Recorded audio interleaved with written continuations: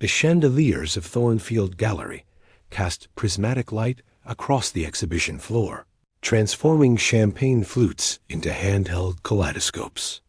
Olivia Barrett smoothed down her rented black cocktail dress, feeling the familiar discomfort of being simultaneously invisible and conspicuous.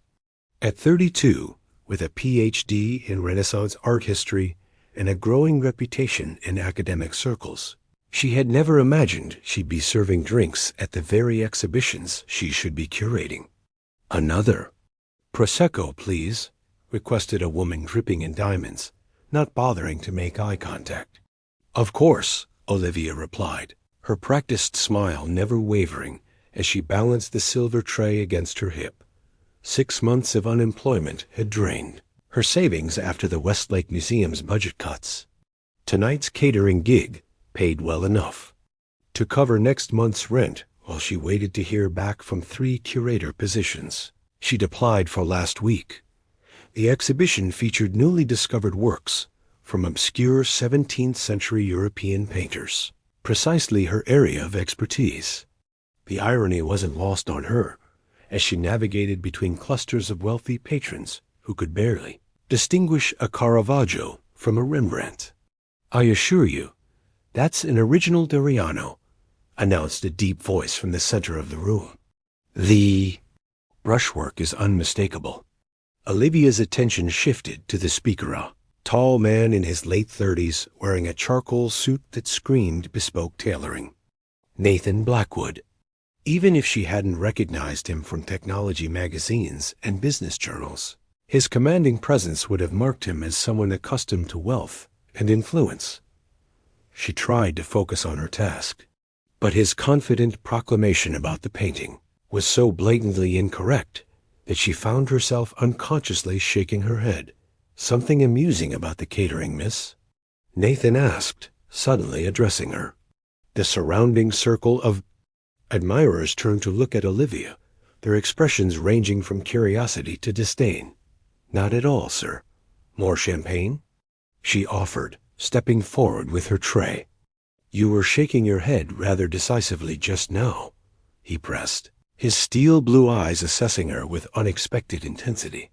"Do you disagree with my assessment of the Doriano?"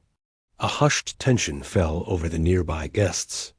The gallery owner, Mrs. Winters, shot Olivia a warning glance that clearly communicated, "Do not antagonize the man who could buy half the exhibition." "I apologize if I seemed impolite," Olivia said carefully. "I was just what?" "Please enlighten us," Nathan insisted, a hint of amusement playing at the corners of his mouth. "Does the serving staff have artistic insights to share?" The condescension in his tone ignited something in Olivia.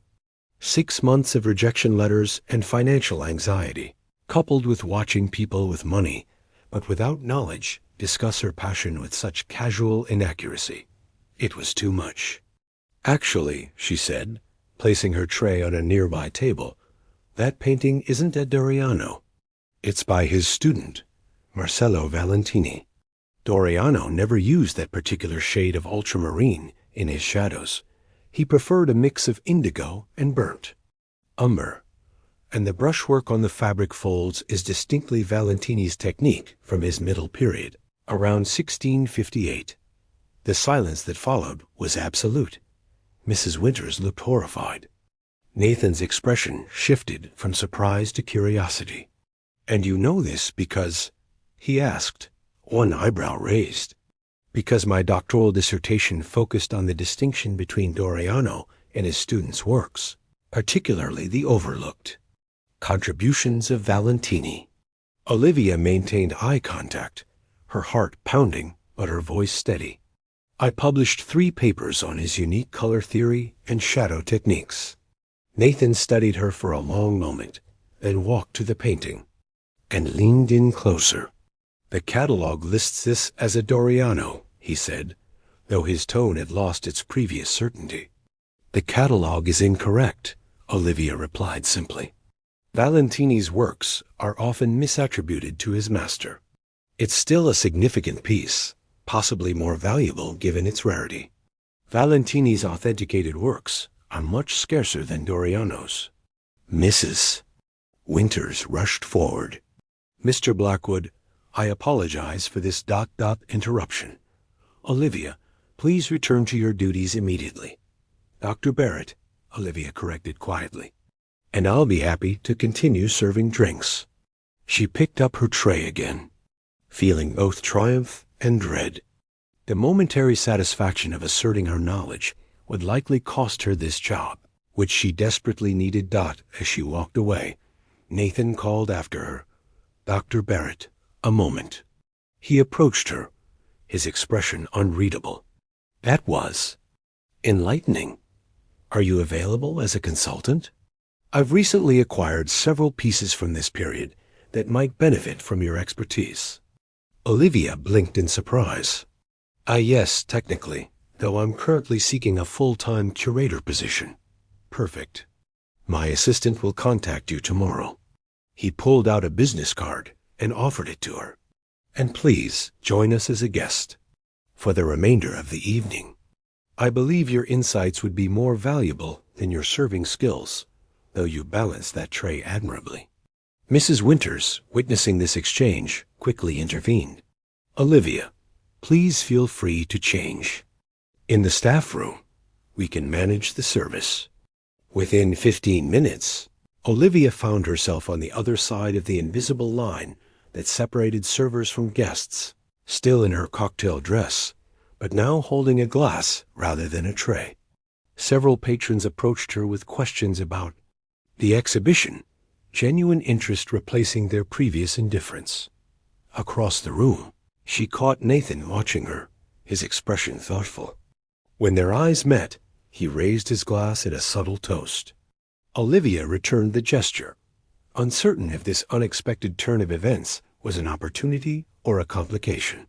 Either way, something significant had just changed in her carefully managed world of art and survival.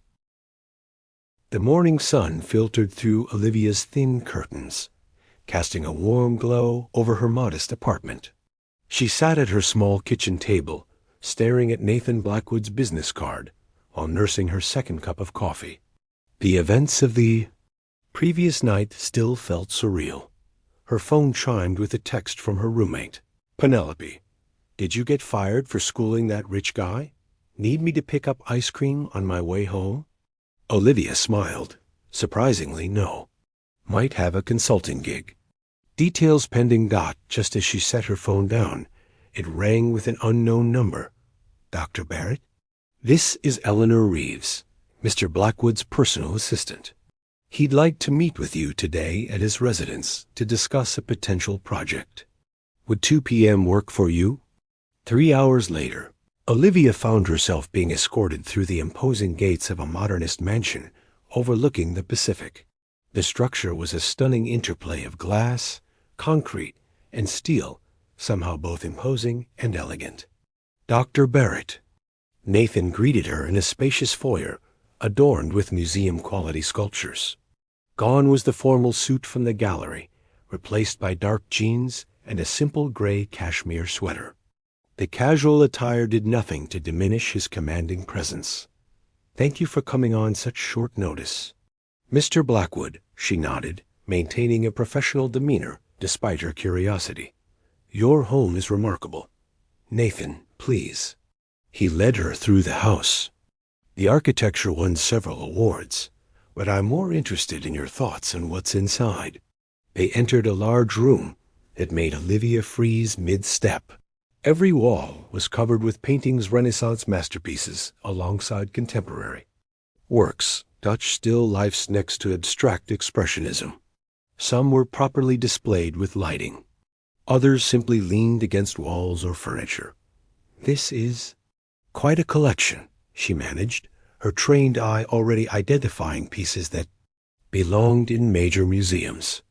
It's a mess, Nathan corrected. My grandfather started collecting during his travels. My father continued, and I've added pieces that caught my interest.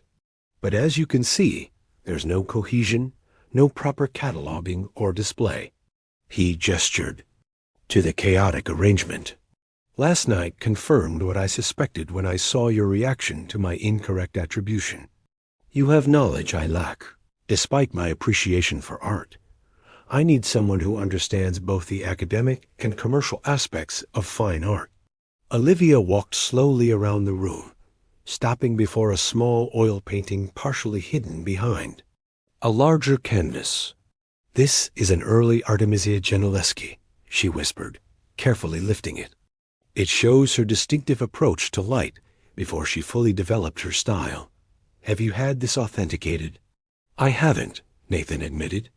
My father acquired it from an Italian estate sale in the 1980s. Is it significant? Potentially. Museum-worthy, Olivia said, carefully returning it to its place. Mr. Blackwood, Nathan. Nathan, she corrected herself. What exactly are you proposing? I want to hire you as a private curator, full-time, 6-month contract initially. Catalog my collection, authenticate questionable pieces, advise on acquisitions and proper conservation, and create a meaningful organizational system. He named a salary figure that made Olivia struggle to maintain her composure, plus a bonus for any significant discoveries or authentications. The sum was more than 3 times what she'd earn in a museum position.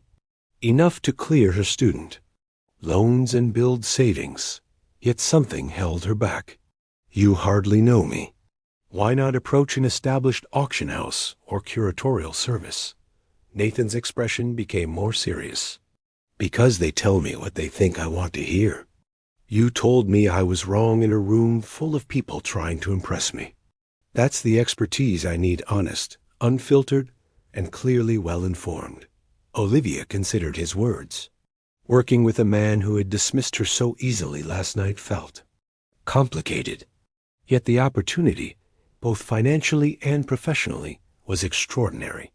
I'd need complete curatorial authority, she stated firmly, and access to resources for proper research and conservation. Done, he replied without hesitation. When can you start? Monday, she decided. I'll need to prepare proper documentation methods and assessment protocols. As Eleanor showed her out, Olivia passed a painting that made her pause again, a landscape with peculiar lighting that seemed somehow familiar. Something about the composition nagged at her memory, but she couldn't place it. Is everything all right, Dr. Barrett? Eleanor asked. Yes, just ... landscape. Something interesting about it. She made a mental note to examine it more closely on Monday. That evening, as Penelope helped her celebrate with cheap wine in their apartment, Olivia couldn't shake the feeling that she'd just stepped onto a path that would change everything. 2. Showing rich guys they don't know everything, Penelope toasted. To unexpected second chances, Olivia countered, clinking glasses. Little did she know how prophetic those words would prove to be. 3 weeks into her new position, Olivia had transformed a guest house on Nathan's property into a proper cataloging studio. Each morning, she arrived early to work in the quiet hours before the household staff appeared, meticulously documenting each piece in Nathan's sprawling collection. Today, she finally returned to the landscape that had caught her attention during her first visit. Setting it carefully on an easel, she began examining it under specialized lighting. Making progress? Nathan's voice startled her. He stood in the doorway, 2 coffee cups in hand. I didn't hear you come in, she said, accepting the offered coffee. Their fingers brushed briefly, sending an unexpected warmth through her hand. Thank you. I had an early conference call with Tokyo, he explained, moving beside her to study the painting. You've been examining this one for quite some time, Olivia nodded. There's something unusual about it. The composition is typical of mid-18th century pastoral scenes, but the light technique is. She hesitated, searching for the right words.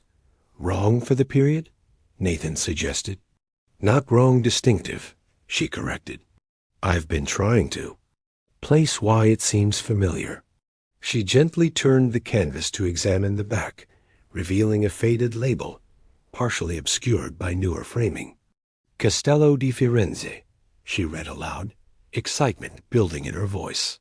Nathan, I need to conduct more tests, but this could potentially be an unknown work by Giovanni Antonio Pellegrini. The handling of light, particularly in the grove of trees, it's reminiscent of his work during his brief Tuscan period. Nathan leaned closer, studying both the painting and Olivia's animated expression. You're certain? Not without proper authentication, she replied, already reaching for her tablet to make notes. We'd need infrared analysis, pigment testing, provenance research. The best experts on Pellegrini's work are in Florence. Then we should go to Florence, Nathan stated simply. Olivia looked up, startled. What? If the top experts are in Florence, and this might be a significant discovery, then we go to Florence. I have business interests in Milan anyway. It's a perfect excuse to extend the trip. You can't just, Olivia began. I can, he interrupted with a slight smile. And we will. Eleanor will make the arrangements today. We'll leave on Friday, giving you 3 days to prepare the painting for secure transport and contact the relevant experts. 2 days later, Olivia found herself on Nathan's private jet, the carefully packaged landscape secured in a specialized art transport case. The surreal quality of her new life wasn't lost on her 6 weeks ago. She'd been serving drinks to afford rent. You're quiet, Nathan observed as they soared over the Atlantic. Having second thoughts? About the painting? No, about all of this. She gestured to the luxurious cabin around them. ... It's single quotes, still in adjustment. The money makes you uncomfortable, he stated rather than asked. Not the money itself, she clarified. The casualness of it. Deciding to fly to Florence on a few days' notice, private jets, 5-star accommodations. It's a different world from academia and museum budgets. Nathan considered her words. You know, growing up, we weren't wealthy. My father worked 3 jobs while building his business. I remember him bringing home paintings when we could barely afford groceries. Beauty feeds the soul, he'd say. This glimpse into his background surprised her. How did he go from that to building your family's collection? Persistence and an extraordinary eye, Nathan replied, a hint of sadness crossing his features. He recognized talent and potential before others did. My tech success came later by then. His collection was already substantial. Their conversation flowed easily for the remainder of the flight, revealing layers to Nathan that contradicted Olivia's initial impression of him. By the time they landed in Florence, something had shifted between them, a newfound ease that felt dangerously close to friendship. The Hotel Savoy welcomed them with old-world elegance. Olivia's suite overlooked the Piazza della Repubblica, its Renaissance splendor bathed in golden afternoon light. Rest tonight, Nathan suggested as they parted in the ornate hallway. Tomorrow we meet with Professor Bertolli at the Uffiziate. 10. Professor Bertolli, a diminutive man with boundless energy despite his 70 years, greeted them warmly in his laboratory beneath the famous gallery. Dr. Barrett, your dissertation on Valentini was magnificent. And now you bring me a potential Pellegrini? Che Meraviglia? For 3 hours, they watched as Bertolli and his team conducted preliminary examinations, their excitement growing with each test. Infrared imaging revealed an underdrawing consistent with Pellegrini's technique, while initial pigment analysis matched known samples from his authenticated works. We need more tests, Bertolli cautioned, but I am, how you say, cautiously optimistic. This could indeed be from his Lost Tuscan series, believed destroyed in the Villa fire of 1728. Later that evening, exhilarated by the preliminary findings, Olivia and Nathan celebrated with dinner at a small trattoria tucked away from the tourist areas. Candlelight flickered across the table as they shared a bottle of Brunello di Montalcino. To potential discoveries, Nathan toasted, his eyes never leaving hers. To seeing what others miss, she returned, increasingly aware of the tension building. Between them, after dinner, they walked through the ancient streets, the warm night air filled with the scent of jasmine. Standing on the Ponte Vecchio, overlooking the Arno River glittering with reflected lights, Nathan turned to her. "You've transformed how I see my collection," he said quietly. "It was just objects before beautiful objects, but hollow somehow. Through your eyes, each piece has a story, a context, a life." The genuine appreciation in his voice touched something in Olivia. Without overthinking, she reached up and kissed him softly. He responded with restrained intensity, his hand gently, cradling her face.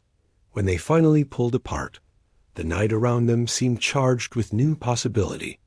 Neither spoke as they walked back to the hotel, fingers intertwined, both aware they had crossed a boundary that would forever change their professional relationship. In her suite, as Nathan's lips found hers again with greater urgency, Olivia briefly wondered if she was making a mistake.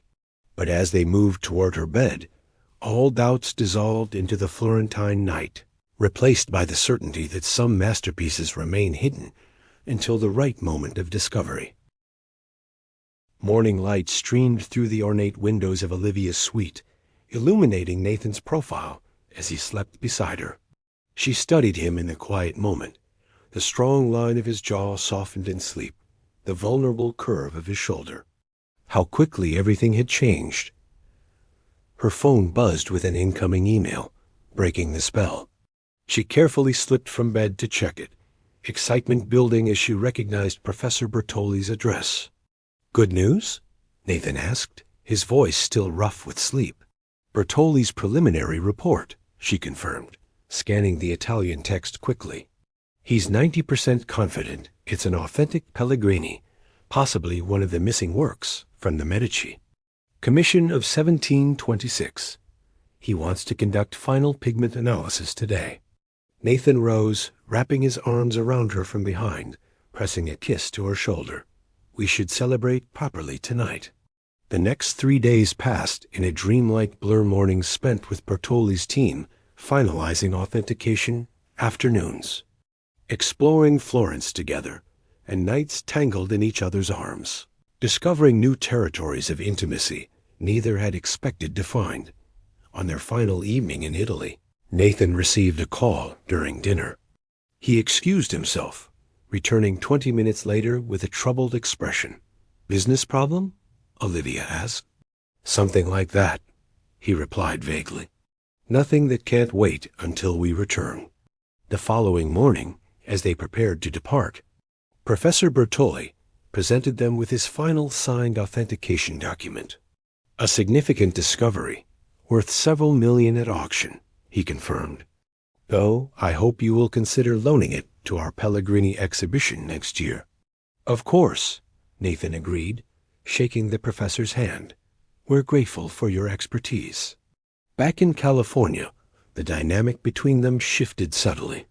Nathan seemed preoccupied, often taking calls in private and scheduling meetings away from the estate.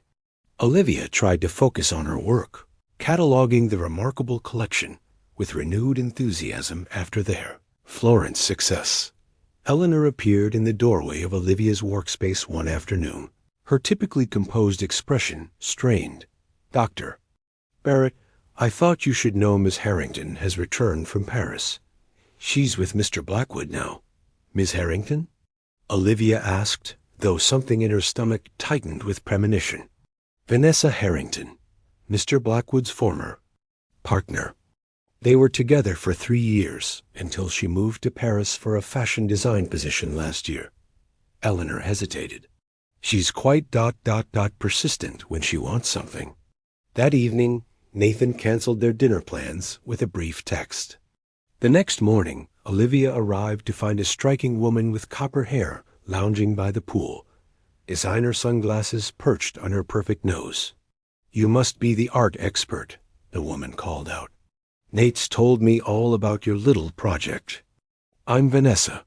"Dr. Barrett," Olivia corrected coolly. "I wasn't aware Mr. Blackwood had guests."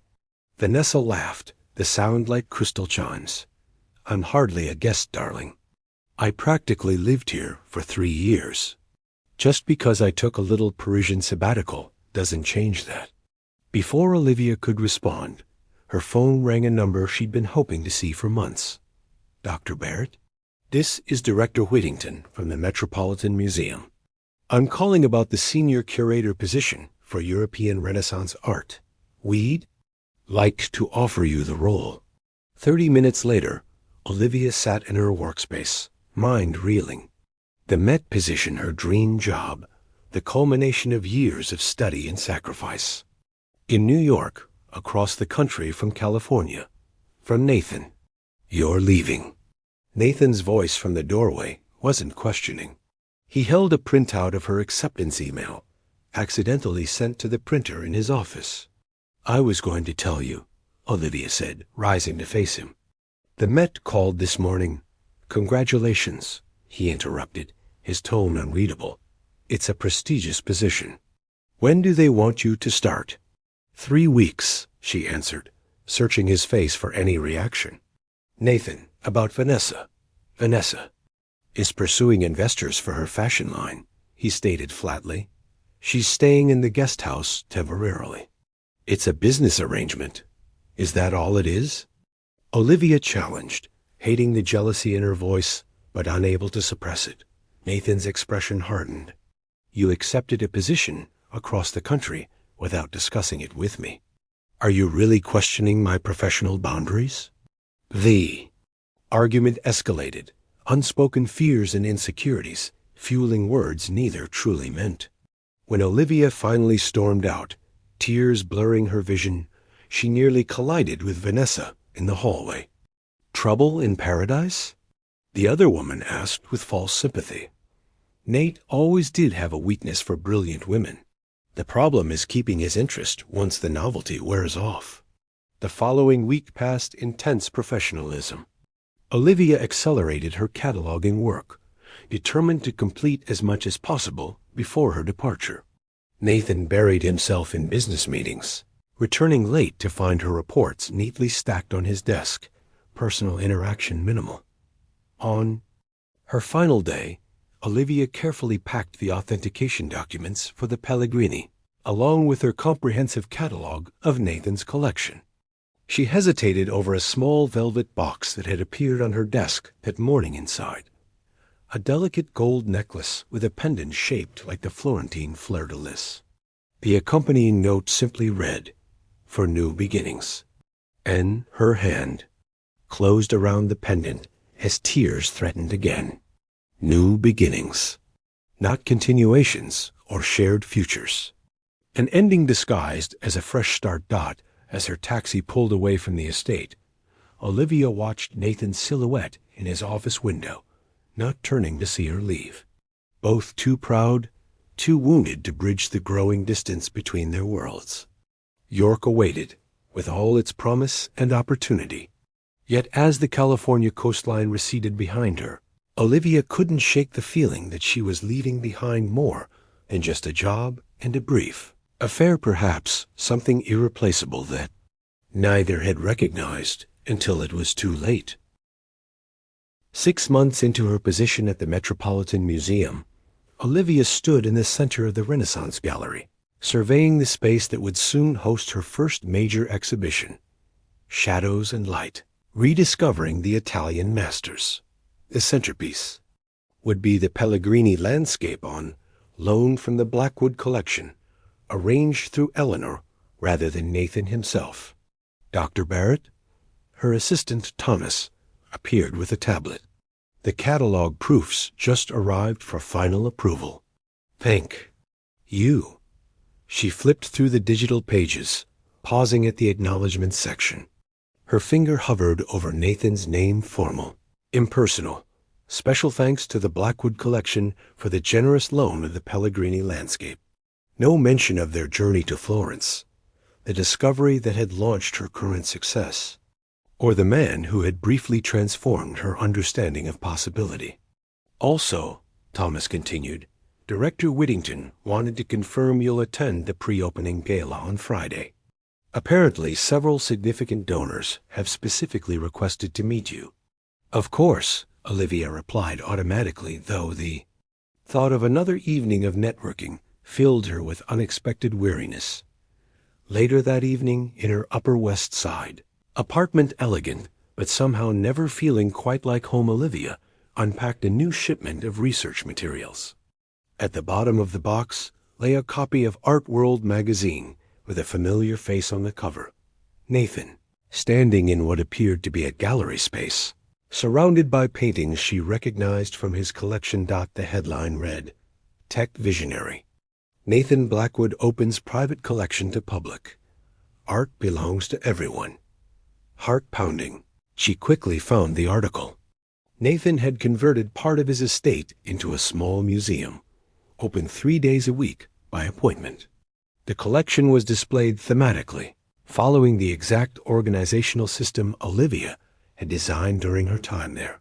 "The soul of this collection isn't in its monetary value," Nathan was quoted saying.